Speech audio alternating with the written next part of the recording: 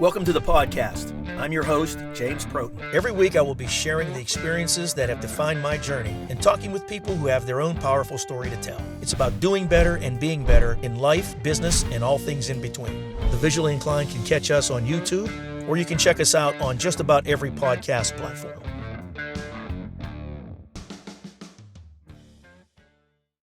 Good morning, everyone, and welcome to the podcast. We are here at Chico Bocello in Canonsburg, and our guest today is Jenna Bosi, one of the most intriguing people I know. Jen, honestly, I've seen you, and we've been connected.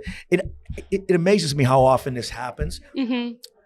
I run into people that I feel like I've known forever, and I realize that I have only known them on social media and never met them in person. And I think you and I were at a couple of events at the same time, because I would see you, but again, I kind of snuck out so you wouldn't have to talk to me. Exactly. I was like, oh God, this guy. I don't want no one. Yeah. Don't tell him I was here. That's exactly what I did. I know. I could tell. Well, listen, thanks for joining us. I've been looking forward to this conversation. You're doing some really cool stuff. And, just in our conversation, while we were waiting for Nick to get himself where he was happy with all of the lighting and everything. Wow. You've had quite a journey to get to today, to this place. Yeah, I have. You're local, Pittsburgh girl, right? Yeah, I am. Born and raised. Yeah. I love it, but I never thought I'd stay here, but I'm kind of happy I did too. It's kind of a weird bag of Yeah. I think a lot of people look at it that way. I left for a while to go to college and then found my way back, and I've been here ever since. So, out of 64 years, probably all but 2 years I've been here. Okay. So, but it's really nice. Pittsburgh's obviously a really cool city. We've come a long way. And I love being in the city. I was there yesterday, but boy, I really don't like getting in and out of the city. Once I'm there, oh man, this is beautiful. But you want to hunker down until those main hours of traffic flow die down. Yeah. It's if you don't hit that Liberty Bridge, if you're coming south by 4 p.m., you might as well stay till 6. Done. Go have a beer, a drink, whatever. Go hang out on the North Shore. Just beautiful views of the river, but don't go back on 376. Yeah. So you are a social worker by education, by trade. Mm-hmm. Did you go to school locally? I did. I went to Carlo. Oh, okay. And then I went to Penn State online. I actually have an MBA too. So I got my MSW first, and then I went back and got my MBA. Wow. And then I'm working on a PhD. But I've stayed local, yes, in Pittsburgh for my education. Yeah. You're working on a PhD. Yeah. You started a nonprofit, and you have a 4-year-old son. I do. Wow. You realize that's 3 full-time jobs. I do. Yeah. I think that I hate myself a little sometimes. I'm punishing myself for something. What am I doing? Yeah. I'm I think I'm intentionally doing this. No, but it keeps me very busy and keeps things exciting. It does. Yeah. And it's a lot. And obviously you can pull it off because you're doing great at all 3. Thank you. And we'll talk about the nonprofit, but I got to tell you, I really enjoy seeing you with your son. Your smile, the pictures with him. Yeah. It's just it makes me feel good. Oh. And I know you spend a lot of time with him and everything. But how was that? The whole thing when I loved for moms to talk about, because the emotions a woman goes through when you're pregnant, when everything goes perfectly. Mm-hmm. Is one thing. Yeah. Pregnancy is guys, we don't.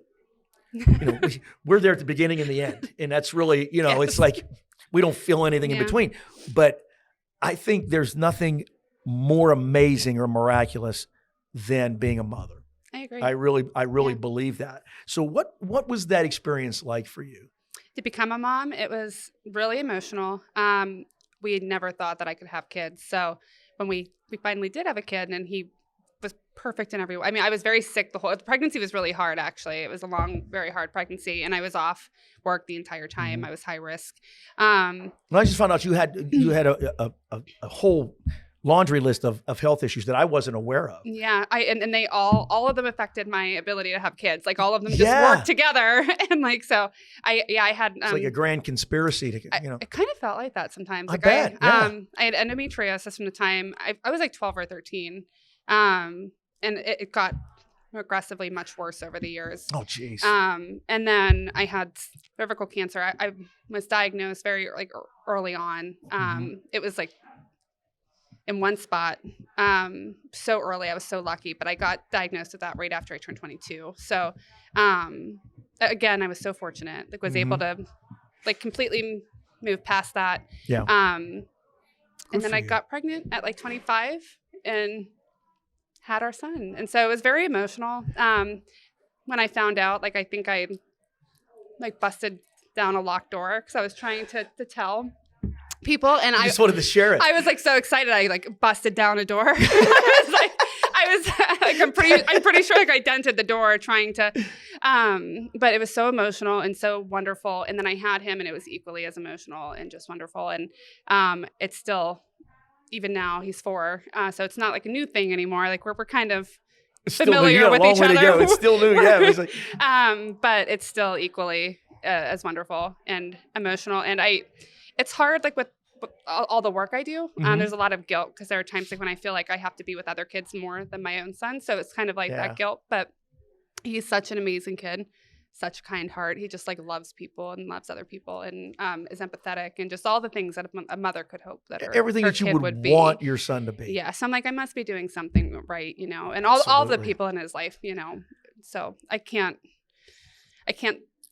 take credit for all of it. You know, he has a lot of lovely people who just it's good. Adore you know, him. it's but you know, you have a major role in creating his village of you know, those people. You know, and you're really, I mean, you spend a lot of time with him. You're blessed to be able to do those types of things, right? Because you're essentially your own boss. You work, you know, you're an entrepreneur in the nonprofit space. But and you had told me a little bit ago that you just decided to quit your job and start a nonprofit. Yeah, I did. That's a leap of faith, kiddo. It really is. It was hard because I have a kid, but he was so young at the time, and I was like, oh gosh, it's not only me now; it's this little child as well. But the kind of the way I grew up, and my whole family, we didn't have a lot, but we always I was always raised like with the idea of like if we have extra, then we give it to people who need it. So like we like make our table even bigger. You know, so we invite people to our table. Build a bigger table. Yep. And that was always what I was raised with. And so, and that was kind of, I was like, well, I'm going to make my own table. Like this is, so yeah, it was a leap of faith, but I was like, we're making our own table. And that was it. I mean, I'm really impressed by that because, you know, I'm certain in being a social worker, especially dealing with children, you know, our foster care system, child services is really, it leaves a lot to be desired. And I think everybody that works in that field, God bless them, because I know they're there for the right reasons. They're not there to get rich. They're not there to make money. You know, the basic reason why they're there is because they want to help and they want to make a difference.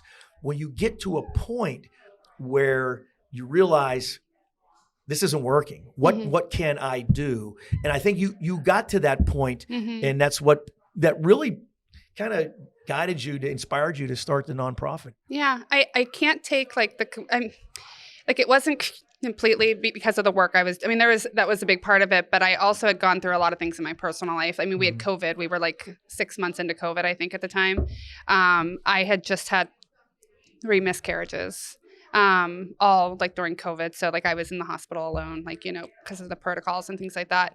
There was just so much happening. And then that like coupled with the things that I was seeing because it was COVID, and we were seeing some nasty cases like of child abuse and just kind of that mixed with things that were going on in my personal life. I was like, I was at a crossroads. I was kind of like, well, you know, and I really tried, like I transferred to a different department, like at the agency I was with. And I was like really open with them about like, I feel burnt out, like it, you know, and they really tried to accommodate me, but it was kind of like, well, it doesn't matter where I'm at. The system's still broken. And like, doesn't matter which department. It wasn't the agency's fault. Like it was, you know, they were lovely people too. But I was definitely at a crossroads. It's like either I'm going to quit and leave this field completely and I'm going to go do something else with regular hours and better pay, or like, or I'm just going to have to like do my own thing and make a new path. And that's kind of, it was like, it was not overly planned out. Like I wish I could say that I was so organized and planned. I was like, no, this isn't working. And like a little bit of arrogance, like I can do it better. And that was. Well, and that's okay. Yeah. I would think it's more confidence than arrogance. Yeah. You know That's such a nice way to put. I'm going to go with your way. I think because I think you have to have a little swagger, a little bit of arrogance. You know, it can be a fine line, but in order to do that, you know, that little piece of I can do it better. I mean, if you didn't have that, you wouldn't have done it. You know, you would have talked yourself out of it. And I think you're successful because you got that little voice in there that's on your shoulder that's telling you, I can do this. You know, and that's a good thing. Yeah, that's something I take a lot of pride into. Is I don't like do anything like in the traditional way with my nonprofit, and I get a lot of crap for that sometimes. Like there are people like, no, it's still a business, it's still this, it's whatever. But I think that's partially why I've done as well as I've done. Is you know, and we have a long way to go still. Like we're still in the very early like age of everything we're gonna do. But I'm like, no, I'm not doing that. Like it's just I'm not doing that. It's not because necessarily the way I do it works for everybody, but like you know. We always kind of like everything that we do there is with the kids and families in mind. And that's what drives everything. And so like we try to do things a little bit differently. So I think that's something that has stayed.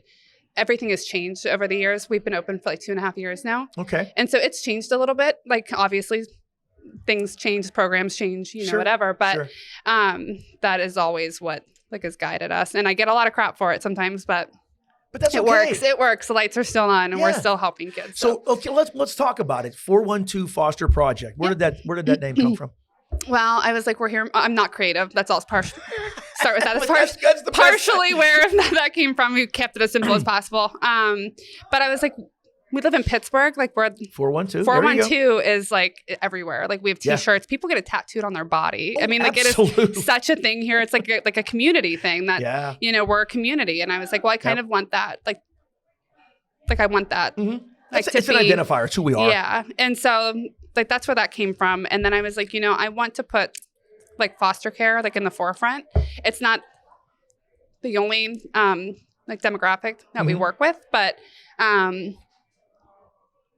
like I really want to force like people to look at it and like say like foster care and like, you know, ask about it. And so that was kind of why like I did it that way, I guess. That's interesting. And I'm just not creative. So like there's like a little bit of that makes perfect sense. And I think I did it myself. You know, when we started thinking about what we were going to call this podcast, so I you know, I'm not creative. I'm not the creative guy. That's Nick. So we'll just call it James Protin Podcast and we'll figure out a name later. And you know, 90 some shows later, we're still trying to figure it out. But it just, I mean, sometimes you go down that rabbit hole because you try to be too descriptive or you try, you know, so keeping it simple and logical makes perfect sense. Yeah, I think with a lot of, because like in the role that I have in my nonprofit, I am the jack of every trade. I wear all the hats. So it's kind of like, I've really had to acknowledge what I'm good at and like lean into that and then what I'm not good at. So like, and that's just like, that is one of the things, like when it comes to like marketing or like create, like all the creative things, I'm kind of like, I have to ask other people because I'm like, you know, I'll do it. You know, I'm fine with doing that. But it's like, I'm definitely a social worker. Like I am like a program person and like logistics and planning and all those things. I'm great. Do not ask me to come up with like a catchphrase or something like it's not my thing. Now, do you have a team? Is it just you or do you have... We just hired our first employee and then we're getting ready to hire 2 more. Good like, and for you. I always say we. It was me. I always say like we though, because it's like all of us, you know, like all the volunteers, all the people who. But so I just hired like our first like employee. She obviously is marketing. I was like, that was like a priority for me. I was like, I was like, you need to handle me. That's your job is to like handle me. And she's fantastic. She yells at me. She tells me what to do. That's exactly what I need. And then we're hiring a couple of teachers here soon. So, good for you. Yeah. Good for you. So what is your mission? Give me everything I need to know about 412 Foster Project in 60 seconds. Oh gosh, this is normally what I tell my marketing person to do because I'm not good at this. We like essentially are just trying to make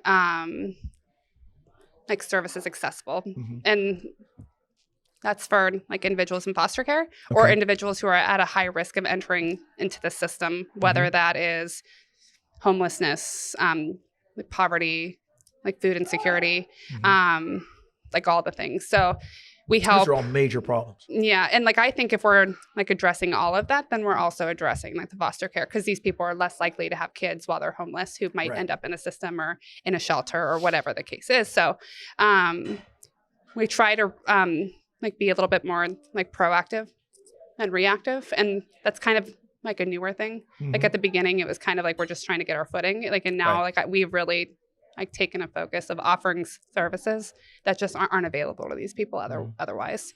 So do you focus solely on families or individuals as well, or how does it work? Yes. So we have like 2 programs, and we have our community closet,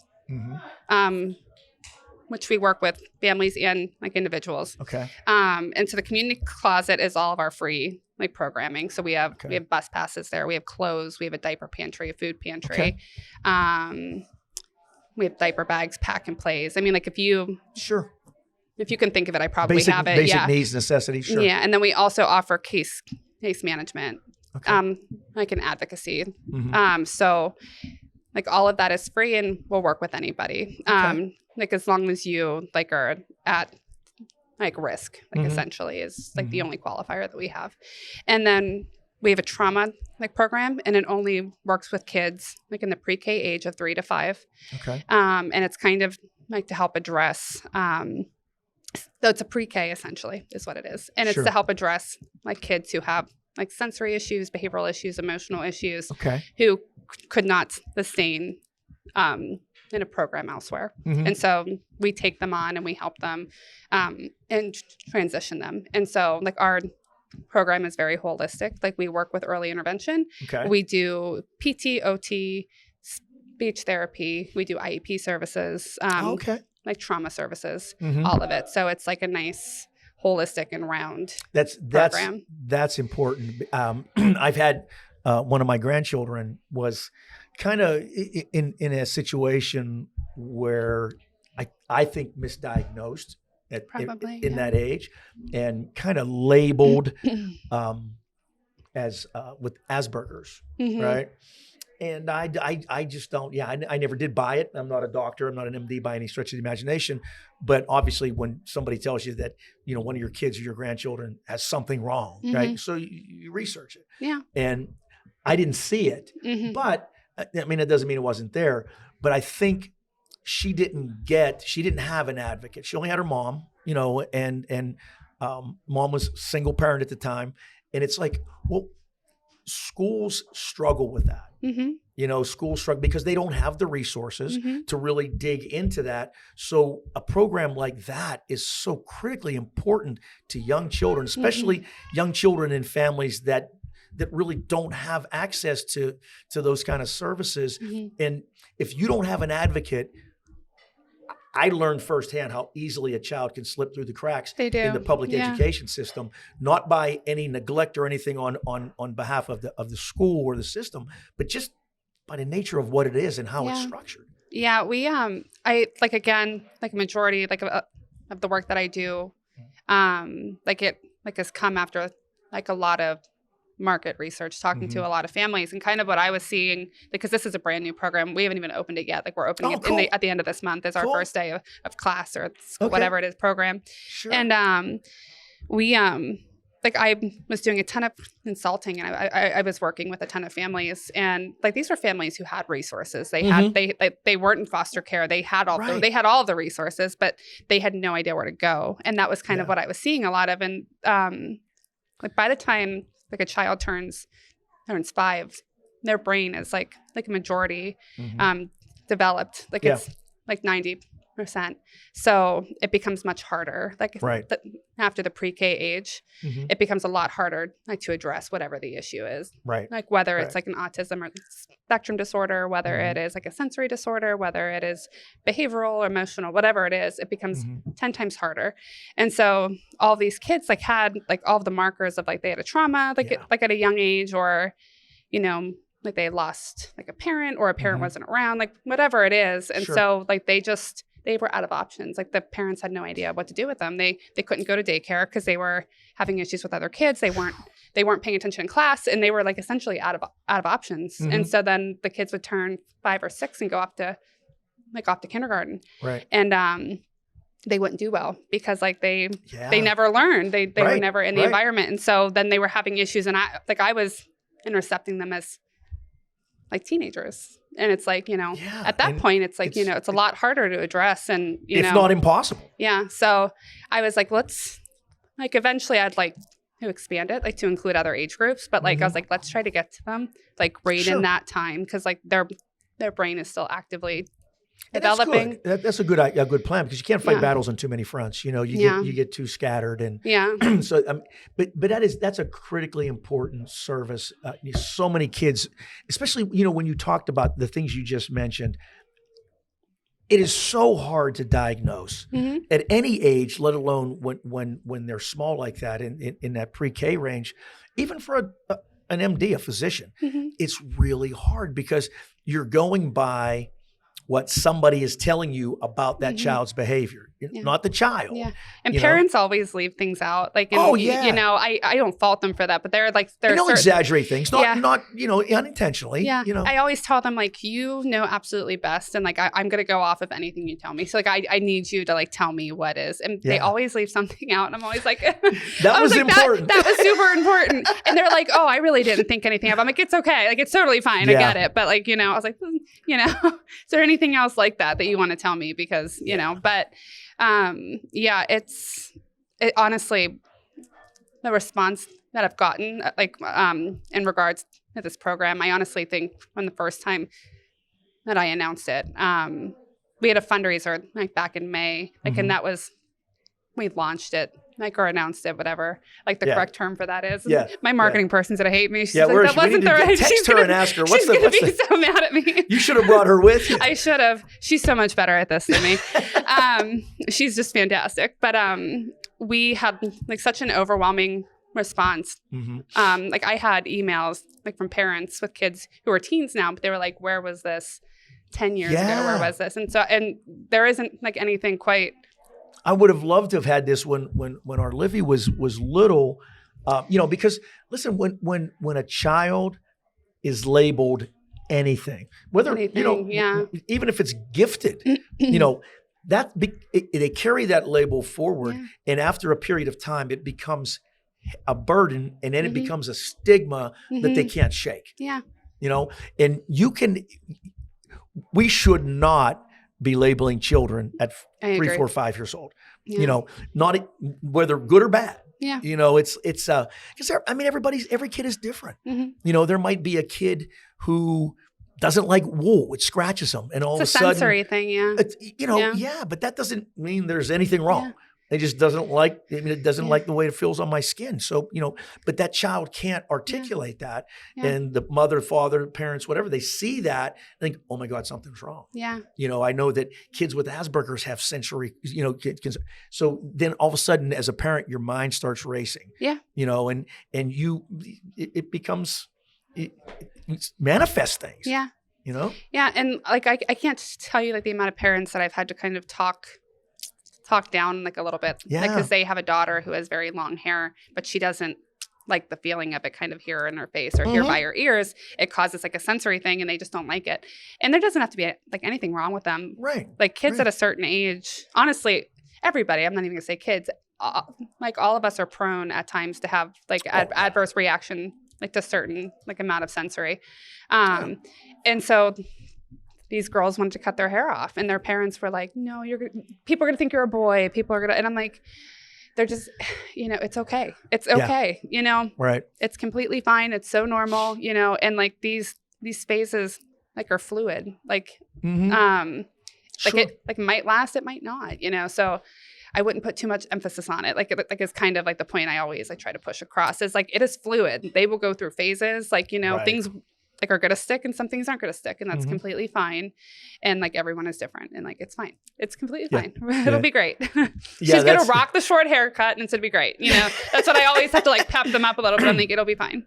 It'll be great. Well, yeah, because I mean, kids change. You know, this not only as from your training, but from being a mom. Kids change daily. Yeah. Let me tell you the amount of Halloween costumes that we went through. 6, I think. I can imagine. I'm trying to think. You want to be a butterfly, a zombie butterfly. You want to be Spider-Man. A zombie butterfly. Yeah. What would something like that even look like? I had plans like of putting him in all black, like a skeleton shirt possibly, and then a pair of like a butterfly wings, and then like do some crazy face makeup because he would go for that. Like, that was my plan. I mean, we changed costume. I actually went out and got his costume 3 days before Halloween because it kept, I was like, buddy, we need to nail something down because like we're cutting it really close. But that was in a month time, and that happens with most kids. Like, Did you do the trick or treat and everything? We did. Is he like that? He's into it? Yeah, it was, I felt really bad because I had a hysterectomy about a month ago. And so I was not like up to par, like completely. So I was having a little bit of a harder time because we live in like a hill. And so I was not as like into it, like as I normally am. But he was like gunning it. Like I was so proud of him. He went to all the houses all by himself. Like he was just super into it this year. So good for him. Good for him. Yeah. I said that's a great age. But, you had a hysterectomy. Dude, listen, you have been through so much. It's like you have to take a minute and process it, but here you are. You're cheerful and happy. And that is such, I mean, I know people who have had their lives go completely according to plan. Everything's been wonderful. They haven't had a lick of challenge or adversity, and they find something to complain about. And here you are, you're telling me all these things. And I mean, I would never pick up on, I mean, you always have such a positive and almost joyful vibe about you. Thank you. I appreciate that. I do the best I can. It's not always been that way. I have OCD, like I'm diagnosed OCD. And so there are certainly times when like my anxiety gets the best of me because it is an anxiety disorder. So like there are times when it certainly gets the best of me, but I think I just try to do everything out of love. Like, and I don't always like get it right. There are some days when I'm for sure more, like after like my hysterectomy, I had a solid week where I was like, I'm not doing the nonprofit anymore. I have an MBA. I could make much more money doing something else. Like, it's like, I was so overwhelmed with the recovery was so much harder like than I anticipated it would be. And there were complications. And that's a terrible surgery to begin with. It's very invasive. It's painful. Yeah, it was. I'm kind of glad that I was a little ignorant to how big of a surgery it was. I don't think I put that much thought into it. I was kind of like, this is a good thing because I've been in chronic pain most of my life. Sure. And I am kind of happy in a way, like that I was very ignorant. Like I had no idea what it was going to be like, but that kind of made it harder too because I had no idea what it was going to be like. Yeah, that caught you off guard, right? And so there was like a solid week where I was like, no, I can't live for everybody else, and I can't do everything for everybody else. And I like was really down for like a solid week, and then I was like, wait, this isn't me. Like like we do the best we can, like we don't back down. We hold like a lot of lives of kids, like in their. You pulled yourself out of it, but you pulled yourself out of it for other people. Yeah. Which is, I mean, that's fantastic. I honestly, I'm kind of blown away by how you have just pulled all of this together. And you had said you had a difficult childhood. It wasn't like idyllic, like, the, Ozzie and Harriet type thing is probably before your time, but no, I know the reference. Yes. So, but I mean, but you have along your journey, throughout your life, and you have really overcome each obstacle that was put in your path, and you just worked yourself through it. And that says so much about you as a person. Thank you. That's awesome. I have lovely parents too, who just, like my mom never gave me any indication there wasn't anything that I could not do. And that is so wonderful. Yeah. That's huge. And so I credit her for like a lot of things. I mean, she, it's just like, hey sister, if that's what you want to do, I love that. And like, and not to say that we always get along and we never fight, but if I'm like half the person in my life, like that she is, then awesome. I'm, great. So I'm very lucky that I have people. And then I have a grandmother too, is the same way. Like she, always championed me and was always so proud of me. And, so I can't take all the credit. Like they're fantastic. And they've always made sure that whatever it was that I pull out of it, there are times when they were dragging me out of it, like I was like, nope, I don't want to. And they're like, well, you're going to, like, my grandmother would tip me off the mattress. like as a kid, like if I didn't, like, because I had depression, like as a teenager, there were times I didn't want to, she'd just tip me right off the mattress. She was like, no, Grandmas are tough. She's like, we're going to the park today. Like, you have therapy here in an hour, and then we're going to go to the park on the north side. Like, she had a house there until like 2 years ago. So like she was born and raised on the north side up in Troy Hill. She was like, so we're going to go walk in the park on the north side, and then we're going to don't mess with. We're gonna go to therapy, and we can get an ice ball, like from Gus and Yaya's, and do all the Pittsburgh things. But you're getting out of bed. Yeah, you're getting out of bed. So I can't take all the credit. Like they're the reason I am who I am. Well, but you still had to do it. I appreciate that. No, and that's the key. That's not something to be taken lightly, because I've been through it. Kids, grandkids, and all those things, and myself. I wish I had somebody that would, because my parents didn't do that. I had great parents. They were very smart, educated people, and provided everything that I ever needed, but they didn't do that. And I realized as an adult after I was diagnosed with depression that I probably had it since I was a kid. Probably, yeah. And it just didn't. Nobody ever caught it. It was a different time too, though. Like even like when I was a teenager, there was a conversation I had to have. That was a long time ago. I knew that joke was coming. I saw the look on your face. But that's what I'm saying. That even when I was a teenager, wasn't that? But it still was so different. Like mental health was not. And there was a conversation I had to have. I think I was like 15, 16 years old. With my mom, and I was like, Mom, I want to kill myself. And I was like, I'm not going to. I don't have a plan, but like that's not right. I shouldn't feel that way. Feel that, yes. And thank God that I was aware enough, like to say that. And like she didn't really know how to handle it at first, like because it was never something she was raised to talk about, and like we were not raised that way either. And it wasn't because she didn't want to or like she didn't support it. It was just she didn't know how. Well, you're not again. How could you prepare yourself for your child coming to you at that age and saying something like that? Yeah. And so like that was not that long ago. So it's like it really was just a different time. Even now it's still not something we overly talk about, but it's more like in our face now like than it ever was. I think it's more mainstream. The conversation is more mainstream. And when I was a kid, oh my goodness, it was like you didn't show especially as a male. I was gonna say, a man, you're not allowed to show. You did not show any weakness or emotion. And there's I remember this joke that these guys were talking, and my father swears that these were his friends. But I don't know, but they were sitting at McDonald's having coffee and talking about kids today. The old timers, and he said, all this ADHD and DD and OCD and Asperger's and all this. Our mothers cured that. When we were little kids, if we acted like that, they smacked us and we didn't do it anymore. And there was, it's a joke, but there was a lot to that. If I've seen, kids manifest things that they come out and just behaviors like throwing a tantrum, call it whatever you want. I threw a tantrum when I was a kid. I knew there was an ass whooping coming. It wasn't like nobody's gonna say, "Oh, honey, calm down." No, it's like you were getting smacked. That was not. Gentle parenting was not. No, not even close. Like you do it again, you're gonna get hit again, and that's how. I remember somebody asking me, "Do you do this?" Not anymore. I don't. Because my mother gave me a whooping, and I'm not doing that because but that was parenting then. Yeah, that was very parenting. Different. And see, this is why there's some people just don't like. I have a harder time, like so Mason, my 4-year-old. He obviously has tantrums. He's 4. It's his job. And I just I'm like, okay, dude, like you do you. I'm gonna like go over here and like I'm gonna watch you, make sure you're safe. But like when you're done, let me know. Yeah, we'll talk about it, and that's what we do. And I get a lot of crap for that sometimes, and I'm just like, like there's a person like in my life who had. I had a problem with that. And I was like, well, I've seen you throw tantrums like in a Starbucks because they mess up your order. So like you obviously do not have it together either, sir. So like, I'm going to need you to like go sit down. Like, because and there were like my son was Princess Anna from Frozen for Halloween. And there were a lot of people who took issue with that because he had a wig and makeup on and a dress. And there were a lot of people who took issue with it. And I was like, know what?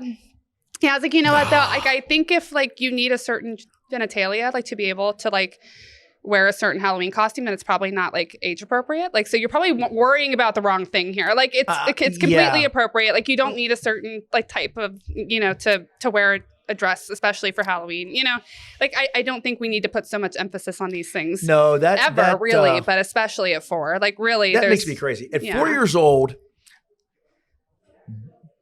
male, female, boy, girl, literally does not matter. It literally does not. It's not an issue. I think that, there's extreme. I mean, that we can have that conversation. It could go a million different directions. But with everything, no matter what it is, there's extremes. Yeah, exactly. But you know what, hon? This is who we've become. We're all the way here. There's nobody in the middle. There's no in the middle. There's nobody in the middle. And I sit here, and that's exactly where I'm at. And I look around, and I don't belong in either one of these places. That's and it's like, what has happened here? And what that issue when you talk about gender. Listen, I believe that biologically science proves that there's two genders. Okay, we have male and female.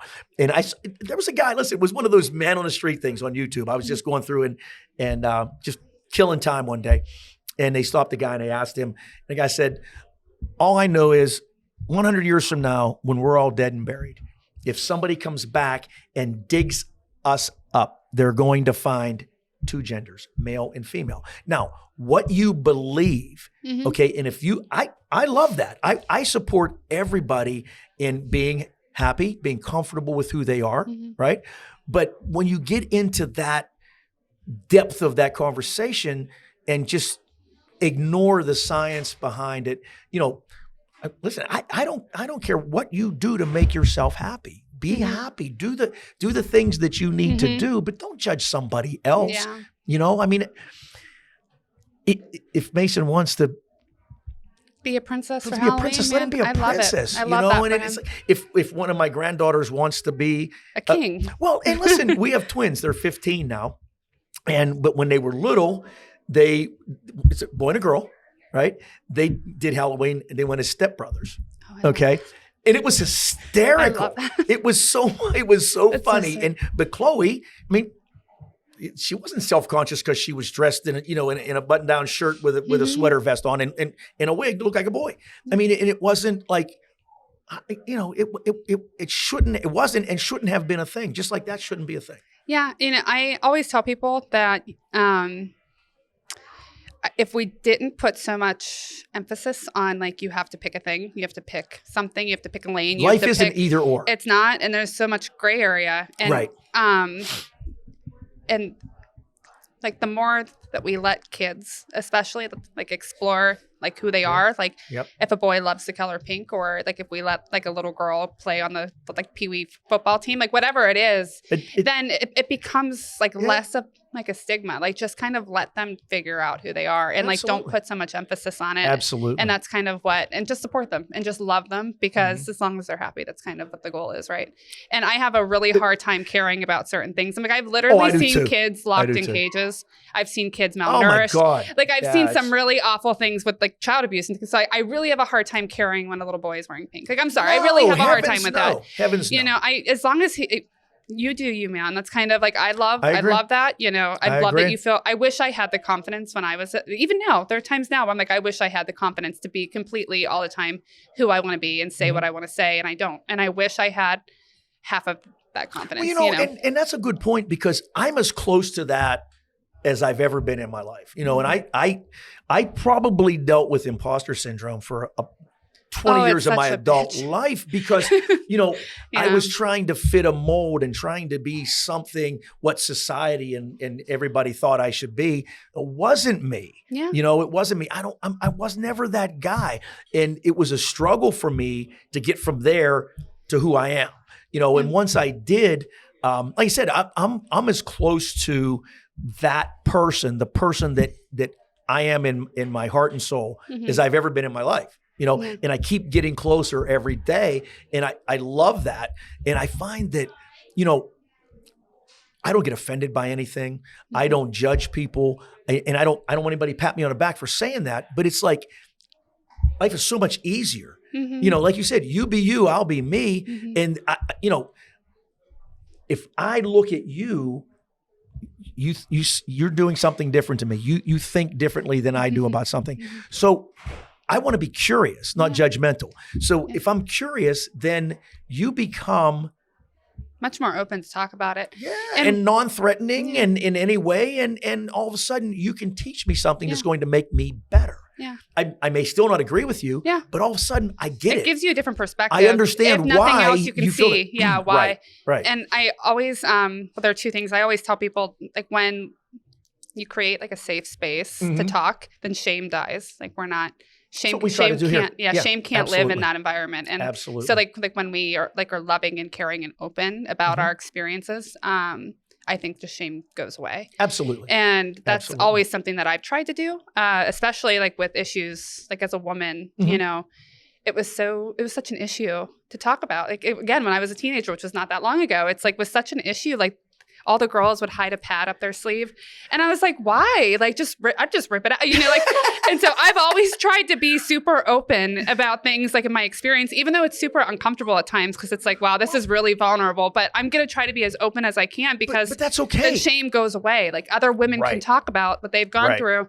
And that's kind of like what I try to take into the work I do too. Like, if we're just open and we provide a safe space, and you know, you can be the person that you want to. This is a safe place that you can come anytime. And then I also like try to, there are people who are like, well, like, you don't like agree with the way that things are, the way things are done. Then like, how are you going to fix it? And I'm like, I can't fix it by myself. Like, it would take a collaboration of people with all kinds of different perspectives to come together and point out the flaws in our plans, and to say like, absolutely, that wouldn't work, but this might work. It's like a collaboration of a lot of people with different opinions and different perspectives and experiences. Like, I can't fix it alone. I think people kind of have that. Everyone's like, well, what are you going to do about it? And I'm like, it's not just my job. It's you know, everyone should talk about these things, no matter how much we disagree with each other. We should, you know, that's one thing I really like give myself a lot of credit for, is I can find like equal like ground with just about anybody. Common ground, equal ground, like where we might not like completely agree, but we can talk about it. Like, so like, I think I can talk to just about anybody that can find that. But I agree with that, because, you know, there was a guy I know very well, and he was a professional negotiator. He was an arbitrator. Oh, and one thing he said, listen, no matter how far apart two sides are, there is always, always, always a compromise on the table. Getting them to see it is the hard part, but it's always there. No matter how, listen, it doesn't matter. Israel, Palestine, listen, there's 5,000 years of history behind that situation that's going on over there. None of us understands it, right? Unless you understand that 5,000 years, but there is a solution that is there. There's a compromise on the table. Will both sides ever see it? Will they ever agree to it? Probably not. Yeah. But there's always a common ground that can be found if you look at that person across the table with curiosity, humility from yourself, and respect. It's there. Yeah. It's just there. Yeah, that's also why I don't like watch anything on the news. I used to watch the news all the time, just because I was interested. Like, I want to know. Well, between that and the work I do, I'm like, I cannot handle this much trauma. Like, because that's what I specialize in. I just heard the World Series, that somebody won the World Series. I didn't even know it started. That's what I was like. I completely forgot about that. Yeah, just totally missed it. And I was always a baseball guy. My dad was a baseball fan, and I saw something come up that the Texas Rangers won the World Series. Yeah. First of all, I didn't know they were in it. I didn't know who was in it. I didn't even know what happened. I heard that yesterday. I was like, oh, wow, that happened. That's cool. That happened. No, I can't watch it though, because I'm like, I end up like getting almost like triggered, and then like I forget about that middle ground at time. Like it just like elicits your emotions, and that's what I want to act on. And I'm like, nope, can't do that. Especially not in my field, in my line, because I deal with so many different types of people. And you have to be neutral. Yeah. You know, just by nature of who people you are. Get very mad at me about that, because I'm like, I try to stay very neutral. Like, I can see it both sides, and that's what I try to. And people get really mad at me about that, and I'm like, but you know, like I serve everybody into like equally. That's a unique ability to be able to look at any situation and see both sides of the argument, of the coin, whatever you want to say. Not a lot of people can do that.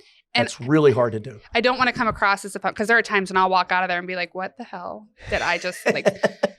I'm like, I need like an hour or two to like process that. Right. Because I'm like, wow. But like in the moment, I can stay very, very like just very level-headed. Yeah. I guess but that's an ability. That's a skill set that, you know, the arc of your life, your journey, whatever you want to call it, has prepared you for that. Yeah. That has brought that skill. It's not something you didn't learn that in school, you know. Certainly did not. You know, but that's Yeah. something that life experience has brought to you, Yeah. and that you've embraced, and that's huge. And I want to thank you because you've been very vulnerable and shared things, and Well, that it could be uncomfortable to talk about, and I appreciate that. thank you. I hope that we were able to make you feel safe enough because that's what we strive to do. Yeah. You know, we want to provide a safe and supportive platform for you to really share your story to the extent that you want to do that. And I appreciate you doing that. I appreciate you having me. And I felt like very, very safe to be open here. Good, And good. I also That means a lot. I also always have like the mindset as if like you take issue with something that I like has happened to me in my life, then that really tells me you're not a very secure person. And then it kind of says a lot more about you than it does me or my journey. Exactly right. And that's kind of the attitude I've had now. So I'm like, it's not always the most comfortable, but I'm like, you know, oh well, can't change it. I don't mind if people judge me. It gives them something to do. Yeah. You know, because I don't care what their opinion is. I'm kind of happy at times. I'm like, I take up that much real estate in your mind for free. And like, that's God bless flattering. you. That's Go with flattering. that. Go with it. So when we close out the show, we do a thing. Yeah. The blog that I write, the show, it's all based on 5 principles that my dad always talked to me about: live, love, learn, pray, inspire. And he always said, dude, if you do those 5 things every day, you're going to have a pretty good day. Right. So, and I've kind of, when I started paying attention to it as an adult, when I went through some stuff, so holy crap, he's right. I mean, he's right. So of those 5 things, live, love, learn, pray, inspire, what one of those resonates with you and why? Love. Because I think if everything that we do is out of love, then like you really can't go wrong. Like it might not always be the right thing maybe in the moment, but if you're all of your intentions are pure, like and you were leading with a pure heart and love, then I really think it can't be that wrong either. You know? Yeah. If you lead with love, and it's hard to hate anything. Exactly. Right? You just can't do it. Well, listen, hon, thank you so much. I really enjoyed getting to know you and having this conversation. And hopefully the next time we're together, you won't be able to sneak out without me seeing you. I'll come over and say hi. Okay. Thank you. Thanks so much. Thank you.